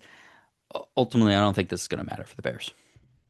Yeah, like I don't think it's gonna matter either. Like this guy got drafted to the Bucks, the year they won the Super Bowl. I think he was a Hmm. rookie, right? Hmm. So he gets drafted there, and then like a lot of those defensive pieces left, and like that was the perfect time for him to step up and Yeah. like earn a starting job in the NFL, and like really like for the team that drafted you, like they like you, right? Like Yeah. they picked you for a reason Yep. in the first round, right? He was a first Hmm. rounder, so Hmm. like they Hmm. really liked you. Yep. So like if it didn't happen there, I can't see it happening so soon, especially somewhere like the Bears when they just traded a seventh for him and it's the last year of his contract. Like this is definitely just like a patch up like depth piece for this year. Yeah. Get them in, I mean, like I will say this, though, like the Bears are looking to make a wild card spot. So Hmm.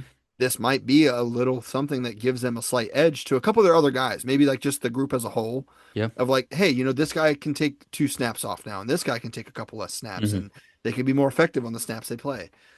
But I agree, it should go in the doesn't matter category because it's more likely not going to matter. But in the Bears organization, if I'm a Bears fan, I'm going, oh no, this matters, but We I'm we I'm not a just we Bears just fan. traded for a former first round pick on the Yeah, defensive right, line. Yeah. right. Yeah. Get pumped We up. would do the Hmm. same thing for our teams, right? Totally. Like, 100%. yeah, we'd be like, oh yeah, like we traded, yeah, exactly. So, like if I was getting Mozzie Smith instead of sending him away, I'd be like, dude, former first round pick, like this guy, Went to he was Michigan. He went played to for Harbaugh. Yeah. It was great. exactly, exactly. Um, all right. Well, while we're talking about some cope that you can give your team for making some moves, talk to me about Logan Wilson to the Dallas Cowboys here.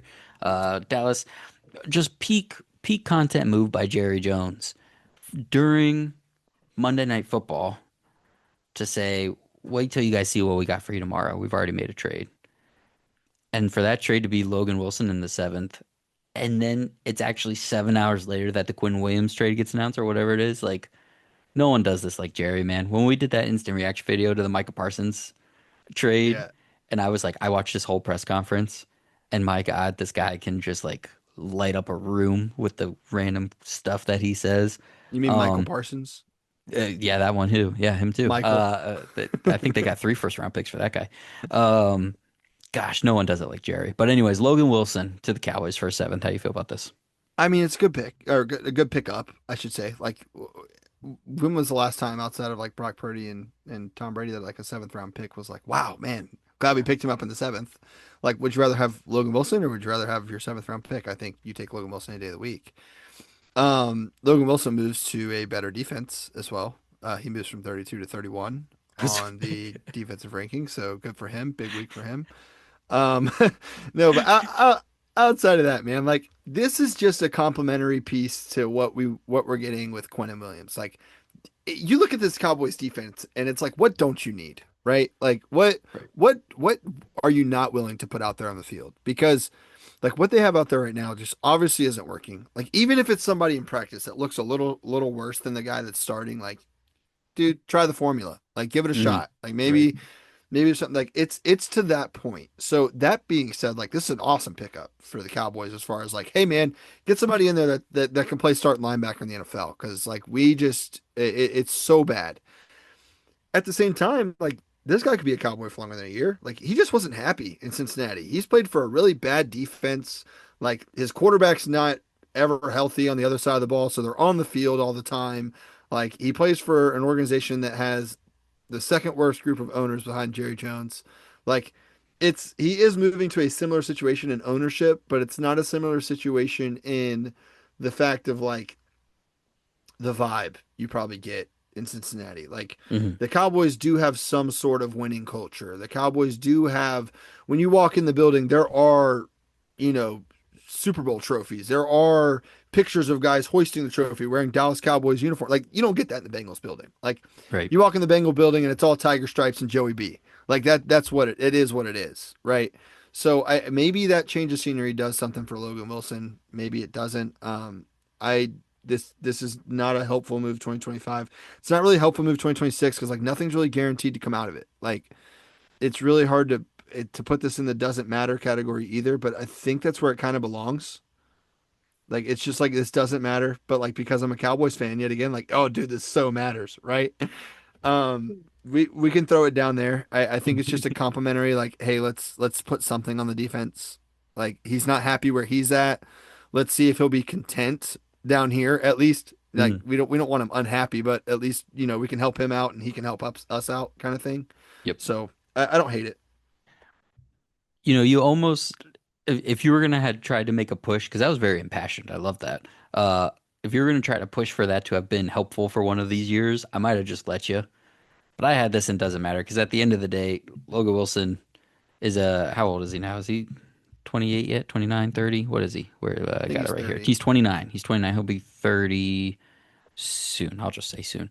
Uh, he got benched by the Bengals, who are like the worst defense in the NFL, like you said, and they were trying to win games. And now he's going to the second worst defense. Like on paper, this doesn't. I get, but I do. I mean, I agree with a lot of what you said in terms of like I think this is good for him, absolutely. And like the Cowboys, like there's nothing wrong with doing this either. Like you said, seventh round pick. Like even if he's just like gonna be there to try and keep the defense like motivated somewhat, Dude, from even a if he snaps his leg and can sit in the linebacker room and just talk to these guys a little bit, like, cool, awesome, do it. Like I for a seventh rounder. I just a lot of leg snapping happened on the podcast tonight. Uh, I am so curious of what's gonna happen next year for him. Like this to me feels like a classic. Like they don't cut him, but maybe they move his money around a little bit because his cap number right now would be 6.5 next year, but none of it's guaranteed. Like they could easily just cut him and save all. But I wonder if this is a guy that like you move the money around a little bit to like throw him a bone kind of thing, and then you let him come to camp, and then you end up like cutting him in camp kind of deal, especially if you draft a linebacker or something like that. Um, but yeah, I put this in doesn't matter as well. But I am interested to see what happens because he had nice moments early in his career. It just might be too fast for him now. All right, two more moves here. We've got Keon White going to the 49ers. Keon White and a conditional seventh to the 49ers for a sixth, going from the Patriots. This one isn't. I wanted to save a little bit of excitement towards the end here. White is a versatile defensive end, but he does his best pass rushing from the interior. This was still in the air, the point of the week where I thought we weren't going to have many moves to talk about, so I actually watched all of his snaps in his first game with the 49ers. New England was using him exclusively on the edge. I watched a lot of New England tape from this year too. When it was Mayo still there last year during White's best statistical season with 5.5 sacks, he was on the edge and rundowns, but he was rushing from the interior and passing downs, and that he's 6'8", he's or 6'4", 285, like speed, good hand use, like he's got all that stuff, so that's his ideal role. But Vrabel was just playing him on the edge, so just like straight up 4-3 defensive end, and that just wasn't great for him. Um, Whereas San Francisco is already doing what he's best at. He's on the edge and rundowns, rushing from the interior and pass downs. He still has a year on his rookie deal as well. So this was a guy that was a second round pick who by his second year was like a full-time guy and like showing some production. And they've got another year of him on his rookie deal. 49ers have a plethora of injuries on the defensive line. Obviously, Nick Bosa's been out for most of the year. Yetur Gross-Matos is on the IR. CJ West and Bryce Huff also missed Sunday's Week 9 game. Michael Williams suffered a torn ACL during Week 9 as well. So I really like Keon White, but this sort of feels like another year from hell for the 49ers. It's probably not the thing that pushed them back to contendership sort of deal.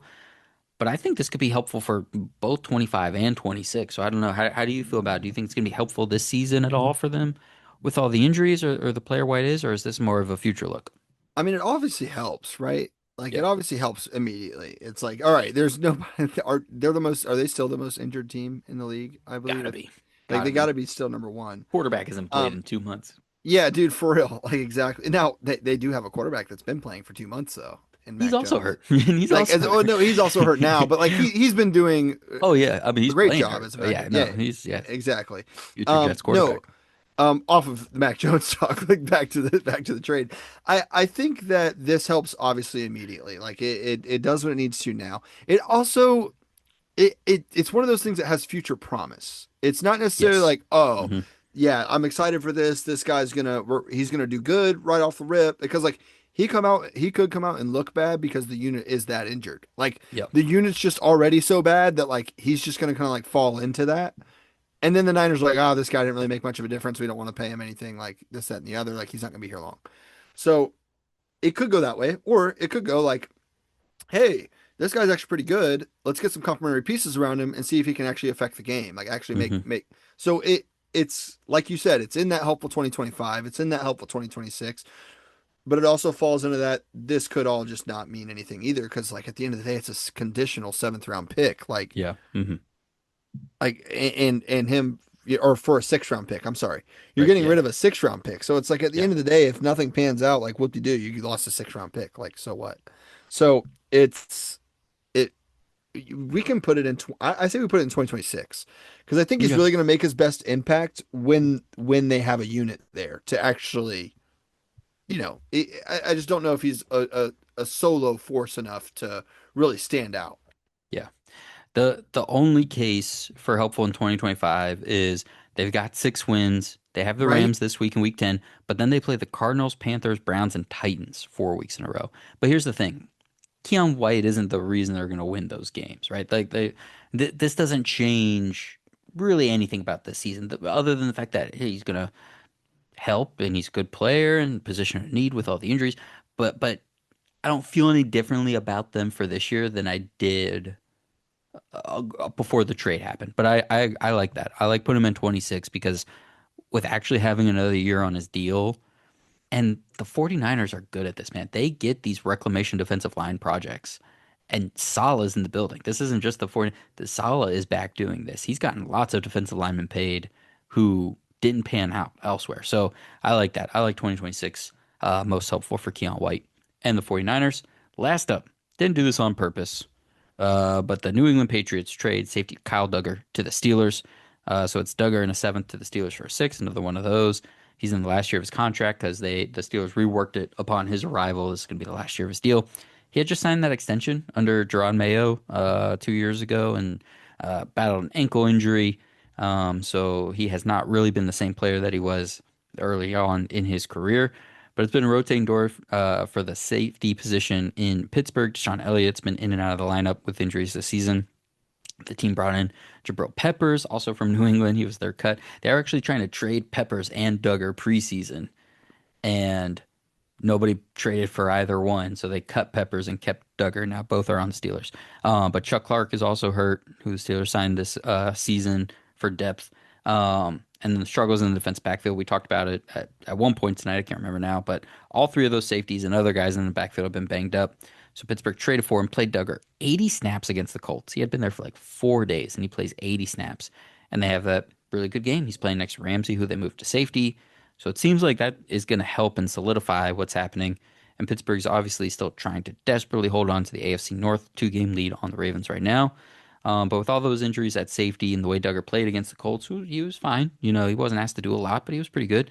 This is definitely a helpful move in 2025, I think, for Pittsburgh. Yeah, 1000% helpful move. I mean, you guys, like you said, you're 2 games up in the division. You had to do something, right? Because you got to the point where Jalen Ramsey, y'all were testing him out at safety. Like you obviously have some injury problems, Oh, Greg. yeah. Hmm. So that being said, it's like, this is great. He came out first game, like you said, played every snap, just about like Just, came yeah. out, played almost all snaps and kept the AFC juggernaut of the Indianapolis Colts of this year that have just like done whatever and what or whatever whenever they wanted to any defense really. They've scored so many points. And y'all shut down the run game, hold Jonathan Taylor to 45 points. You Hmm. hold the Colts to 7 points total up until the start of the fourth quarter. Like it worked. So Yep. I like the move. I think this is great. The Steelers have a legitimate chance to win this division this year. It's like the one year that you'll look back on this year and go, man, I wish we got the division that year because of how banged up and what the circumstances are in the AFC North. This is a good move. Yeah, I like it. Helpful 2025 for sure. And the difference between this and Keon White is if White didn't have that contract for next season, we would probably be forced to kind of put him in the helpful for 2025 category, unless we just Hmm. wanted to project that we thought he would play well enough to get re-signed. But like the trade compensation thing, we're talking about the same thing. Like injuries up front for the 49ers, injuries in the defense backfield for the Steelers. Um, but I think that like that safety spot also feels really similar. Also, that defensive backfield was just playing so badly. So the fact that he's just going to come in and solidify one of those spots makes a big difference. Whereas White on the front, like those four spots have to really play together, right? So Hmm. it's a little different, but I think it's more about if you're wondering why is White for 26 and Duggar's for 25, it's mostly because White actually is viable for the future, whereas Duggar the Steelers do this all the time. They get injuries. They get a safety who plays out of his mind for like 8 weeks. Tomlin's really good at finding these guys, and then we don't hear from him again. All right, let me share this thing one more time. Again, the biggest moves are the ones we already talked about. You know what they are.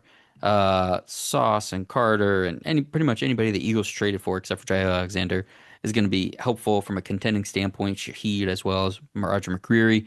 Um, Good year to be a cornerback in traded, I guess. That doesn't happen a whole lot. Um, Penning and Draymond Jones, Jacoby Myers and Duggar helpful for this year. Keon White and Quinn Williams helpful for 26. Mechie, AD, Jair, Jasir, and Joe Tryon-Shoyinka, and Logan Wilson. Ultimately, probably not going to matter, but listen, we're happy that they get new fun opportunities, get to see a new town for at least a few weeks, and see what happens after that. Parker, anything else on this trade deadline before we get out of here? Um, dude, I tell you what, we probably covered it all. We I did think a so. very thorough and good job. I would like to say thank you. Appreciate you having me on. Never, like I said, first time. How to do, how to go. I'm just kidding. No, I don't need the review. Performance review is in the mail. Yeah. Okay, great. Um, no, listen, man. It was a joy and a pleasure. I appreciate you being on. Man, I really can't remember if one of those mocks we did was ever on this feed or not. I If this is think your we first did time, one. I I think we think did I one. think it must have been. Well, either way, um, we'll call this your first official time being a one-on-one guest. So hopefully we will be able to do it again soon. Thank you to Parker for being here. Thank you all so much. If you're watching on YouTube, not quite the same bells and whistles as usual, but hopefully you enjoyed and stuck around. Comment, like, subscribe. Let us know who you think is going to be impactful, what you thought of the Sauce and Quinn Williams trades. Yell at Parker if you think the Cowboys are out of their minds, whatever you want to do. We appreciate you being here. If you are listening to the audio version as a A1 day one type of person, we appreciate you. Make sure you guys go check out Two Peas on a Pod because they are doing a great job. They are going to be getting into the NBA as well as the NFL as those two sports intersect here. Watch out for a John Morant trade reaction episode any day now, I'm sure. Maybe do the Orlando Magic. Who knows? Maybe they can get a point guard. Pate. I just got That an was that. ESPN notification. Uh Oh, oh. it's Uh oh. Wembanyama. Wembanyama just posted Bronny James. Okay. I was literally as soon as you said that, I was like, oh no, what just happened? Gosh, man, I'm gonna start doing that every podcast and just see what happens. Just gotta start calling my shot. In the meantime, thank you all so much for being here. We will be back next week, continuing to talk about the NFL. So until then, thank you so much. Have fun and be safe out there.